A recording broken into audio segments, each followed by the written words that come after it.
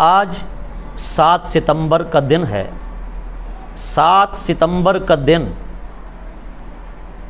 بالخصوص پاکستان کے مسلمانوں کے لیے اور بالعموم عالم اسلام کے مسلمانوں کے لیے ایک تاریخ ساز، فیصلہ کن اور یادگار دن ہے۔ چونکہ 7 ستمبر کو ہماری نظریاتی سرحدوں کی حفاظت کی گئی، جس طرح 6 ستمبر کا دن اس لحاظ سے بڑی اہمیت کا دن ہے کہ 6 ستمبر کو ہمارے ملک کی سرحدوں کی یعنی جغرافیائی سرحدوں کی حفاظت کی گئی تھی۔ اس لحاظ سے وہ اہم ہے کہ ملک کی جغرافیائی جو سرحدیں ہیں ان کی حفاظت کی گئی، اور 7 ستمبر کو نظریاتی سرحدوں کی حفاظت کی گئی۔ گویا کہ 6 ستمبر کا دن دفاع پاکستان کا دن ہے اور 7 ستمبر کا دن تحفظ ختم نبوت کا دن ہے۔ 7 ستمبر 1974 کو پاکستان کی منتخب پارلیمنٹ نے، قومی اسمبلی نے مرزا قادیانی کو ماننے والے تمام گروپوں اور تمام جماعتوں کو ان کے کفریہ عقائد کی بنیاد پر غیر مسلم اقلیت قرار دے دیا تھا۔ یہ پاکستان کی منتخب پارلیمنٹ کا ایک تاریخ ساز فیصلہ تھا، اہم ترین فیصلہ تھا، یادگار فیصلہ تھا، جس کو یاد رکھنا، جس دن کو منانا ہمارے ایمان کی جلا کا سبب ہے، ہمارے ایمان کی روشنی کا سبب ہے، ہمارے عقیدے کی مضبوطی کا سبب ہے۔ کیونکہ ختم نبوت کا جو عقیدہ ہے نا، ختم نبوت کا عقیدہ یہ بہت اہم ترین عقیدہ ہے۔ اللہ کی ذات کے بارے میں توحید کا عقیدہ ایمان کے لیے اور ایمان کی مضبوطی کے لیے، ایمان کو قائم رکھنے کے لیے، ایمان کی بقا کے لیے ریڑھ کی ہڈی کی حیثیت رکھتا ہے، تو رسالت کے حوالہ سے ختم نبوت کا عقیدہ بھی اسی طرح ریڑھ کی ہڈی کی حیثیت رکھتا ہے۔ تو ظاہر سی بات ہے 7 ستمبر 1974 کو عقیدہ ختم نبوت کا تحفظ کرتے ہوئے پاکستان کی منتخب پارلیمنٹ اور منتخب وزیر اعظم نے دستخط کر دیے، اس قرارداد کو منظور کیا اور قادیانیوں کو غیر مسلم یعنی کافر قرار دے دیا کہ آج کے بعد یعنی 7 ستمبر 1974 کے بعد کوئی مرزائی، کوئی قادیانی اپنے آپ کو نہ مسلمان کہلوا سکتا ہے، نہ مسلمانوں کی اذان دے سکتا ہے، نہ مسلمانوں والا قرآن پڑھ سکتا ہے، نہ حدیث پڑھ سکتا ہے، نہ حضور سرور عالم صلی اللہ علیہ وسلم کا نام زبان پہ لا سکتا ہے، اور نہ وہ انشاءاللہ کہہ سکتا ہے، نہ ماشاءاللہ کہہ سکتا ہے، نہ الحمدللہ، نہ اللہ اکبر۔ یعنی مسلمانوں کی جتنا نشانیاں ہیں کوئی مرزائی، کوئی قادیانی انہیں استعمال نہیں کر سکتا۔ اگر کرے گا تو وہ قانون پاکستان کا مخالف ہوگا، قانون پاکستان کی خلاف ورزی کرنے والا ہے۔ یعنی ہر لحاظ سے قادیانیوں پر پابندی لگا دی گئی، اور اس قرارداد کے محرک، اس قرارداد کے داعی اول، اس قرارداد کو سب سے پہلے پیش کرنے والے یعنی ختم نبوت کے تحفظ کی جو قرارداد تھی وہ قائد ملت اسلامیہ مولانا شاہ احمد نورانی صدیقی ہیں۔ مولانا شاہ احمد نورانی رحمۃ اللہ تعالی علیہ نے 30 جون 1974 کو یہ قرارداد 22 ارکان اسمبلی کے دستخطوں کے ساتھ پارلیمنٹ میں پیش فرمائی، اور اس کے بعد 13 دن کی جرح کے بعد 13 دن بحث و مباحثہ ہوتا رہا، 13 دن کے بحث و مباحثہ کے بعد جرح کے بعد متفقہ طور پر پارلیمنٹ کے اس فورم سے قادیانیوں کو غیر مسلم قرار دے دیا گیا۔ حضرت قائد ملت اسلامیہ مولانا شاہ احمد نورانی صدیقی رحمۃ اللہ علیہ فرمایا کرتے تھے کہ اللہ رب العزت نے تحفظ ختم نبوت یعنی ختم نبوت کو جو عقیدہ ہے نا، اس کی حفاظت، اس کی نگہبانی، اس کے تحفظ کی جو قرارداد تھی وہ اللہ نے میرے نام لکھی تھی کہ سب سے پہلے یہ قرارداد میں نے پیش کی، اللہ نے یہ سعادت مجھے بخشی۔ اور فرماتے خاتم النبیین صلی اللہ علیہ وسلم سے بھی میں امید کرتا ہوں کہ میری بخشش اور میری نجات اور میری شفاعت کے لیے میرا یہی عمل قابل قبول ہوگا، میری نجات اسی عمل کے سبب ہو جائے گی۔ حضرت مولانا شاہ احمد نورانی رحمۃ اللہ تعالی علیہ گویا کہ اس تحریک ختم نبوت کے ہیرو تھے، تحریک ختم نبوت کے محرک اول تھے، تحریک ختم نبوت کے داعیے اول تھے مولانا شاہ احمد نورانی رحمۃ اللہ تعالی علیہ۔ ایک مرتبہ قادیانیوں کے چونکہ دو گروہ ہیں، ایک گروہ کو کہا جاتا ہے احمدی قادیانی، دوسرے گروہ کو کہا جاتا ہے لاہوری گروہ۔ وہ جو احمدی ہیں قادیانی کو نبی مانتے ہیں، اور وہ جو لاہوری ہیں وہ قادیانی کو نبی نہیں مانتے، مجدد مانتے ہیں۔ وہ لاہوری قادیانیوں کا گروپ ایک بیگ پیسوں کا بھر کر مولانا شاہ احمد نورانی کی خدمت میں حاضر ہوا، اور شاہ احمد نورانی کی خدمت میں انہوں نے بیگ رکھا، کہا کہ 50 لاکھ روپے ہیں، اپنی قرارداد سے ہمارا نام نکلوا دو، اس لیے کہ ہم مرزا قادیانی کو نبی نہیں مانتے، ہم صرف مجدد مانتے ہیں۔ شاہ احمد نورانی رحمۃ اللہ تعالی علیہ جلال میں آ گئے، آپ نے جلال میں غصے میں آ کر فرمایا گرجتی آواز کے اندر، آپ نے فرماؤ کم نصیبو کم بختو، تم نے دیر لگا دی ہے، ہمارا سودا تو بازار مصطفیٰ میں ہو چکا ہے، ہم تو پہلے بک چکے ہیں، تم ہمیں خرید کرنے آئے ہو۔ فرمایا تمہارے اس پیسوں کے بیگ کو جوتی کی نوک پہ رکھتا ہوں، فرمایا تمہاری اس پیشکش کو جوتی کی نوک سے ٹھکراتا ہوں، فرمایا کہ میری جوتی کی نوک بھی تمہاری اس پیشکش سے زیادہ قیمتی ہے۔ فرمایا تمہیں پتہ نہیں، ہمارا یہ عقیدہ ہے کہ مرزا قادیانی جھوٹا ہے، اس کو کوئی مجدد مانے یا نبی مانے وہ بھی کافر ہے، دائرہ اسلام سے خارج ہے۔ مولانا شاہ احمد نورانی صدیقی رحمۃ اللہ تعالی علیہ کی اس جرت، اس بے باکی، اس دور کے لحاظ سے 50 لاکھ تھے، 1974 کے لحاظ سے آج وہ کروڑوں روپے ہوں گے، اربوں روپے، اتنی بڑی پیشکش کو مولانا نورانی نے ٹھکرا دیا۔ اس لیے تو مولانا شاہ احمد نورانی کے بارے مشہور ہو گیا تھا کہ یہ وہ قائد ہے، وہ لیڈر ہے، نہ جھکنے والا ہے نہ بکنے والا ہے، اس لیے نعرہ لگتا تھا نہ جھکنے والا نورانی، بولو ذرا، نہ جھکنے والا نہ بکنے والا، نہ جھکنے والا نہ بکنے والا۔ قائد ملت اسلامیہ مولانا نورانی نے ہمارے ایمان کا تحفظ کیا، پاکستان کے مسلمانوں کا بالخصوص اور امت مسلمہ کے مسلمانوں کے ایمان کے محافظ کا نام مولانا شاہ احمد نورانی ہے، جس کی رگ رگ کے اندر صدیق اکبر کا خون دوڑ رہا تھا۔ وہ کیسے جھک سکتا تھا یا کیسے بک سکتا تھا؟ قائد ملت اسلامیہ حضرت صدیق اکبر کے بیٹے تھے، صدیق اکبر کا خون آپ کی رگوں کے اندر دوڑتا تھا۔ حضرت صدیق اکبر نے مسیلمہ کذاب کے ساتھ جنگ لڑی، وہ بھی جھوٹا نبی تھا، دعوے دار تھا۔ آقا علیہ الصلوۃ والسلام کے پاس خط لکھا کہ مجھے اپنی نبوت میں شریک کر لو، مسیلمہ کذاب نے، جھوٹا دعوے دار نبوت۔ آقا علیہ الصلوۃ والسلام کے ہاتھ مبارک میں اس وقت چھڑی تھی، حضور نے فرمایا ارے بدبخت، تو کہتا ہے کہ میں اپنی نبوت میں تجھے شریک کر لوں، میں تو تجھے یہ چھڑی دینا بھی گوارا نہیں کرتا، یہ جو میرے ہاتھ میں چھڑی ہے چھڑی دینا بھی گوارا نہیں کرتا۔ حضرت صدیق اکبر کے پاس جب پکڑ کر لایا گیا، حضرت صدیق اکبر نے فرمایا ایک لمحے کی تاخیر کیے بغیر جھوٹے دعوے دار نبوت کو جہنم رسید کر دو۔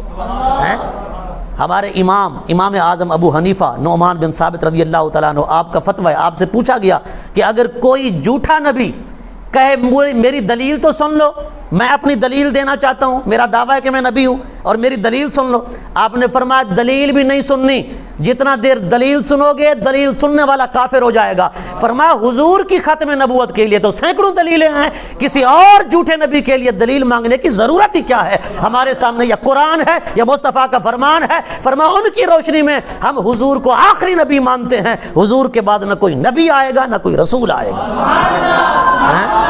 حضور زندہ باد، زندہ زندہ زندہ 7 ستمبر 1974 کا دن ہماری نظریاتی سرحدوں کی حفاظت کے لیے ایک تاریخی دن ہے، ان تاریخوں کو ہمیں یاد رکھنا چاہیے، اور اس ختم نبوت کی تحریک کے اور اس قرارداد پیش کرنے کے سب سے پہلے محرک ہیں، سب سے پہلے نمائندہ حضور کی طرف سے ختم نبوت کے، وہ قائد ملت اسلامیہ مولانا شاہ احمد نورانی صدیقی تھے۔ مولانا عبدالستار خان نیازی رحمۃ اللہ تعالی علیہ، آپ کو اسی تحریک ختم نبوت کے حوالے سے نا سزائے موت، حتیٰ کہ پھانسی کی سزا سنائی دی گئی کہ آپ کو پھانسی پہ لٹکا دیا جائے گا۔ کسی وجہ سے وہ پھانسی کی سزا معطل ہو گئی، لیکن مولانا عبدالستار خان نیازی رحمۃ اللہ تعالی علیہ کی جرت، بے باکی، نڈرپن، وہ بطل حریت تھے، بطل جلیل تھے، مرد حر تھے، مرد کلندر تھے۔ مولانا عبدالستار خان نیازی رحمۃ اللہ تعالی علیہ آپ جیل سے جب باہر تشریف لا رہے تھے نا، تو جیل کے سپرنٹینڈنٹ نے پوچھا مولانا آپ کی عمر کتنا ہے؟ آپ نے چند دن بتائی، فرمایا بس اتنے دن ہے۔ اس نے کہا اتنے دن ہے، سفید داڑھی ہے بزرگو؟ آپ نے فرمایا ناداں، بس ہم تو وہی عمر شمار کرتے ہیں، ہماری اصل عمر بھی وہی ہے، اصل زندگی بھی وہی ہے جو مصطفیٰ کی غلامی میں گزر گئی ہے۔ فرمایا اتنے دنوں میں نے تحفظ ختم نبوت کی خاطر جیل میں گزاری ہے، فرمایا بس یہی دن میری زندگی کے اصل دن ہیں، باقی زندگی تو میں نے ضائع کی ہے۔ یہ عشق کی باتیں ہیں، عاشق جانتے ہیں، یہ محبت کی باتیں محبت والے جانتے ہیں۔ جب غازی علم الدین شہید کی ماں حضرت غازی علم الدین شہید کے پاس میاں والی جیل میں آتی اور ماں روتی، ماں کہتی بیٹا تو ماں کو رلا کے جیل میں آ گیا، حضرت غازی علم الدین کی آنکھوں میں آنسوں کی لڑی لگ جاتی۔ آپ فرماتے ماں میں کوئی چوری کر کے تو نہیں آیا، میں ڈاکہ ڈال کے تو نہیں آیا، میں کوئی جرم کر کے تو نہیں آیا، حضور کی ختم نبوت پہ اور حضور کی ناموس رسالت پہ پہرا دے کے آیا ہوں اور اس کا تحفظ کر کے آیا ہوں۔ ماں تو جب جیل میں آتی ہے مجھے اتنا تکلیف نہیں ہوتی ہے، مجھے تو تکلیف اس وقت ہوتی ہے جب مصطفیٰ مدینے سے چل کر میرے پاس یہاں آتے ہیں اور میں سوچتا ہوں میرے آقا میرے لیے تکلیف اٹھاتے ہیں، میرے آقا میرے لیے تکلیف اٹھاتے ہیں اور زحمت گوارا فرماتے ہیں۔ جو حضور کی ختم نبوت کے لیے، حضور کی ناموس کے لیے محنت کرتا ہے نا، پھر سرکار اس طرح کرم فرماتے ہیں۔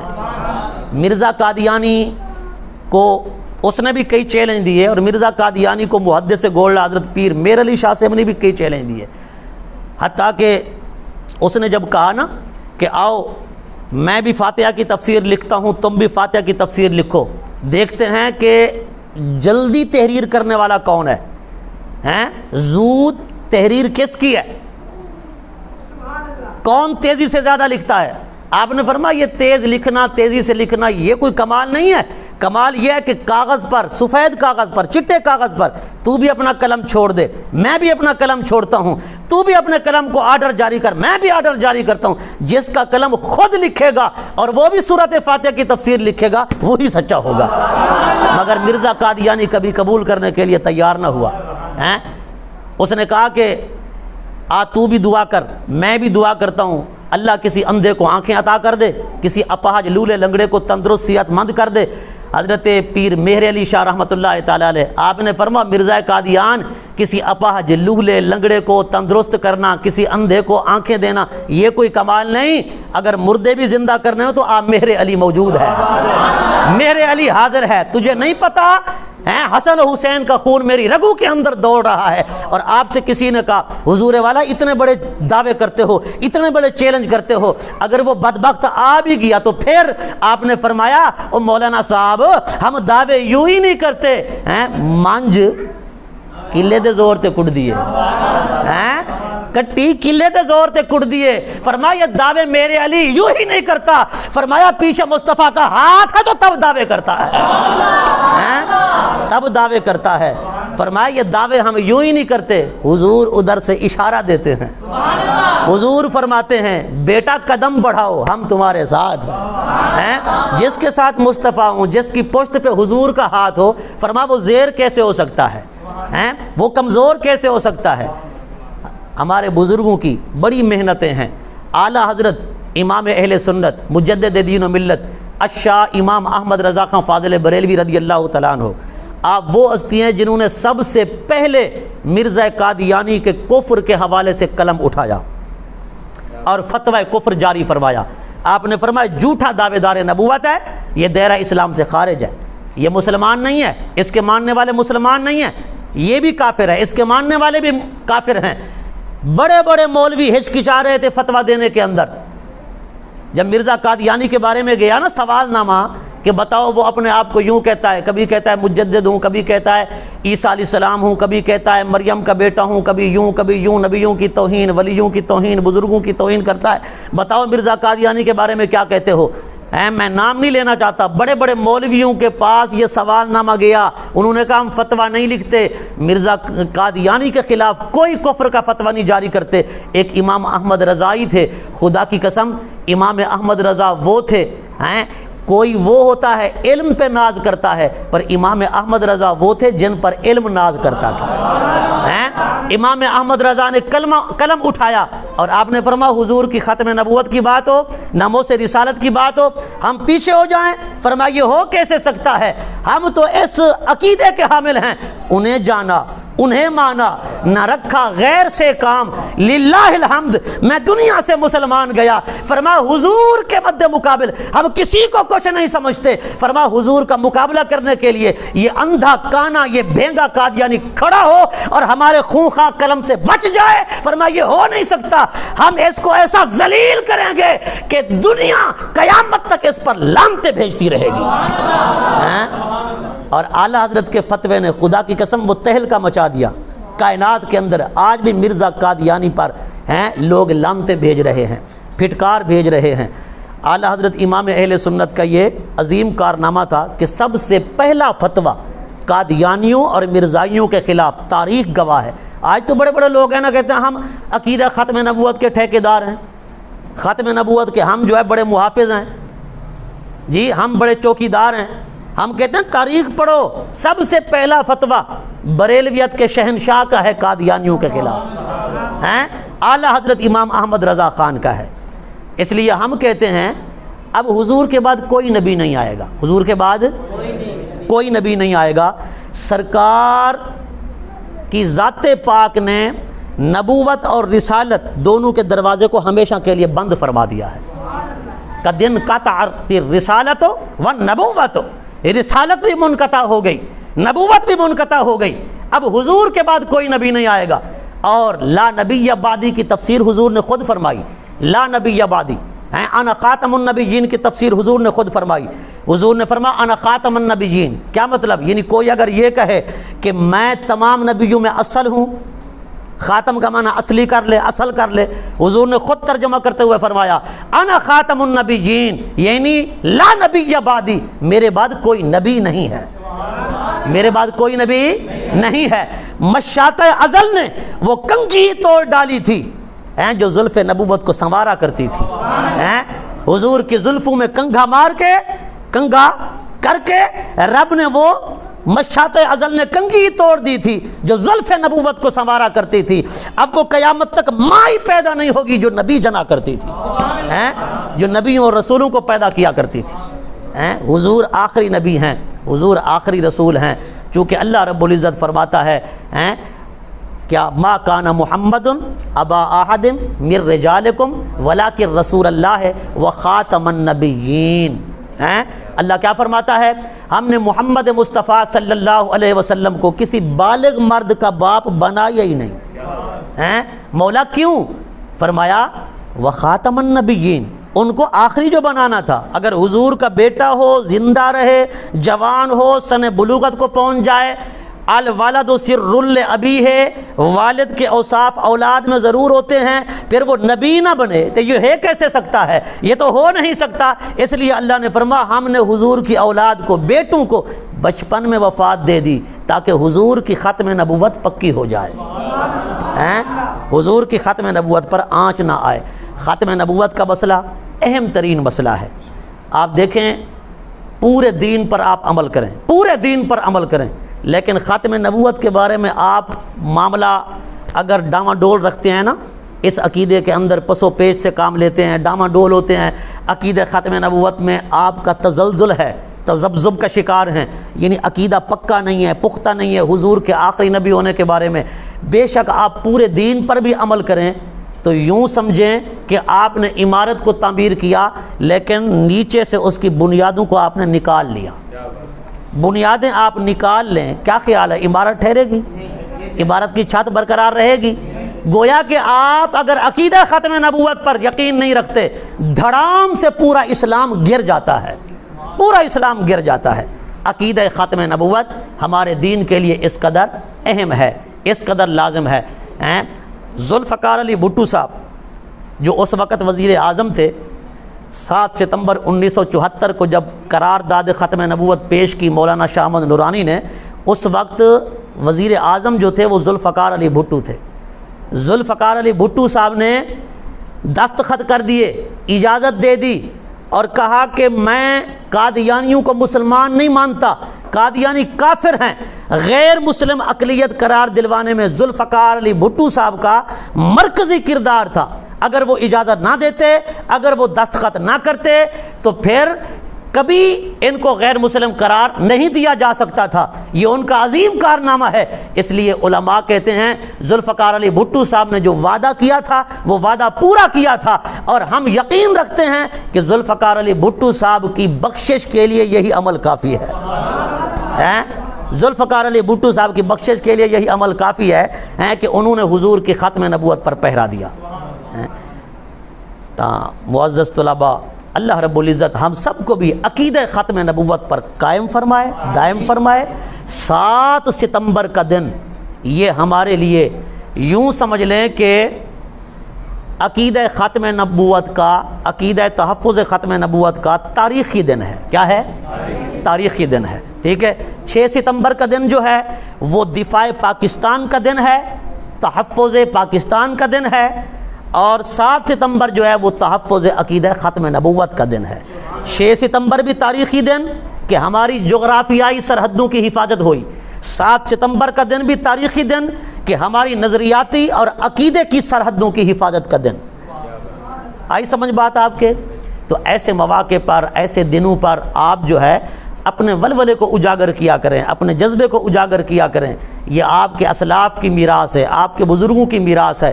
اس کو آگے لے جانا، پیغام آگے پہنچانا، آگے منتقل کرنا اور خود سے معنی سمجھنا، یہ آپ کا فرض ہے۔ اب چونکہ یہ دن ایسے گزر رہے ہیں کہ آپ بہتر جانتے ہیں کہ پورا ملک جو ہے وہ سیلاب کی تباہی کی وجہ سے کشمکش کا شکار ہے، اور پورے ملک کے اندر سیلاب ہے۔ اللہ منشاء اللہ، اللہ تبارک و تعالیٰ نے جنہیں محفوظ رکھا ہے، اللہ ان کو مزید محفوظ رکھے، ان کی حفاظت فرمائے۔ اور جو ہمارے مسلمان بھائی بہنیں، بچے بوڑھے سیلاب کی زد میں ہیں، اللہ رب العزت ان کی بھی جان مال عزت آبرو کی حفاظت فرمائے۔ اور جو اس سیلاب کی زد میں آ کر دنیا فانی سے ریلت کر گئے، اللہ رب العزت ان کی مغفرت فرمائے، ان کے درجات بلند فرمائے۔ اور ہم اپنے مسلمان بھائیوں کے ہر وقت شانہ بشانہ رہیں، ان کی مدد کے لیے، ان کی نصرت کے لیے ہر وقت کمر بند رہیں، جتنا بھی کسی سے ہو سکے نا، دام درہم سخن قدم، اپنے مظلوم اور مقہور بھائیوں کی ہیں جو کسی ظلم کا شکار ہیں، کسی ستم کا شکار ہیں، کسی تکلیف کا شکار ہیں، ان کی مدد کریں۔ کیونکہ آقا دو جہاں صلی اللہ علیہ وسلم کا فرمان ہے کہ مسلمان کا بھائی ہے، اور قرآن مجید فرقان حمید بھی ارشاد فرماتا ہے انما المؤمنون اخوہ، مومن سارے آپس میں بھائی بھائی ہیں، اور پورے مسلمان ایسے ہیں آپس میں جیسے ایک جسم ہو۔ کیا ہو؟ ایک جسم ہو، یعنی جسد واحد کی طرح ہیں۔ اگر جسم کے کسی حصے میں درد ہو تو پورا جسم درد محسوس کرتا ہے۔ انگلی کے ناخن کے اندر اگر آپ کو تکلیف ہو، درد ہو، پورا جسم درد محسوس کرے گا۔ داڑھ میں درد ہو جائے تو ساری رات نیند نہیں آئے گی، پورا جسم درد محسوس کرے گا۔ غرض یہ کہ جیسے جسم کے کسی حصے میں اگر تکلیف ہو جاتی ہے، پورا جسم تکلیف محسوس کرتا ہے، پورا جسم درد محسوس کرتا ہے۔ اگر کوئی مسلمان تکلیف میں مبتلا ہے، پریشانی میں مبتلا ہے، دکھ میں مبتلا ہے، درد میں مبتلا ہے، تو باقی مسلمانوں کو بھی چاہیے ان کی مدد کریں اور ان کے درد کو محسوس کریں۔ ہمیں چاہیے ہم جس طرح اپنے کشمیری بھائیوں کے شانہ بشانہ کھڑے ہوتے ہیں، اپنے فلسطینی مظلوم بھائیوں کے شانہ بشانہ کھڑے ہوتے ہیں اور ان کی آواز کے ساتھ آواز ملا کر ہم بلند کرتے ہیں، ایسے ہمیں چاہیے سیلاب زدگان کے ساتھ، سیلاب سے متاثرین جو لوگ ہیں ان کے بھی شانہ بشانہ کھڑے ہوں، ان کی بھی مدد کریں، ان کی بھی نصرت کریں، ان کے بھی دست و بازو بنیں، ان کے بھی سہارا بنیں۔ چونکہ میرے آقا صلی اللہ علیہ وسلم غریبوں، یتیموں، بے آسروں کا آسرا ہوتے تھے، بے سہاروں کا سہارا بنتے تھے۔ جب حضور وہ آئے نا غار حرا سے ہو کر، تو آقا علیہ الصلوۃ والسلام کے جسم مبارک پر کپ کپی تاری تھی، تو حضرت سیدہ طیبہ خدیجہ الکبریٰ رضی اللہ تعالیٰ عنہا نے کیا عرض کیا؟ یا رسول اللہ صلی اللہ علیہ وسلم، آپ غم زدہ نہ ہوں، آپ پریشان نہ ہوں، اللہ تبارک و تعالیٰ آپ کو ضائع نہیں کرے گا۔ کیوں؟ کہ آپ یتیموں، مسکینوں، غریبوں، فقیروں، بے سہاراؤں کا سہارا ہیں، اور آپ ان پر مہربانی شفقت فرمانے والے ہیں۔ جو اس قدر مہربان ہو اللہ اسے کبھی ضائع نہیں کرتا۔ یہ حضور کی سنت بھی ہے، حضور بھی لوگوں کی مدد کرتے تھے، غریبوں کی مدد کرتے تھے، بے آسرا لوگوں کا آسرا بنتے تھے، بے سہارا لوگوں کا سہارا بنتے تھے۔ ہمیں بھی چاہیے ہم بھی جس طرح ہو سکے، جس حوالے سے ہو سکے اپنے بھائیوں کا ساتھ دیں۔ اللہ رب العزت ہم سب کو عمل کی توفیق عطا فرمائے۔